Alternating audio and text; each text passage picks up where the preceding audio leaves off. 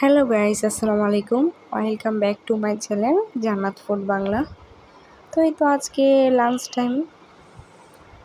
Lunch মেনুতে ছিল সাদা ভাত, টাকি মাছ ভর্তা আদা দিয়ে আর শুকনো মরিচ দিয়ে আর টক ডাল। তো আমরা যারা ভর্তা লাভার আছি তাদের কিন্তু ভর্তা হলেই আর কিছু লাগে না,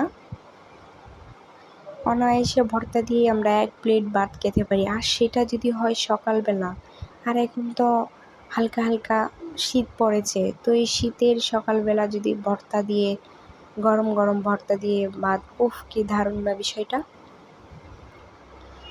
তো ভর্তাটা একটু ঝাল হয়েছিল, সেটা কোনো ব্যাপার না, কারণ বরাবরের মতো আমি ঝাল অনেক পছন্দ করি। তো বাসায় মাছ রান্না হয়েছিল, সেজন্য অল্প একটু মাছ নিলাম আর এখন ডাল নিলাম। আশা করি ভিডিওটা আপনাদের ভালো লাগবে। ভালো লাগলে লাইক, কমেন্ট, শেয়ার এবং সাবস্ক্রাইব করবেন। ভালো থাকবেন। আল্লাহ হাফিজ।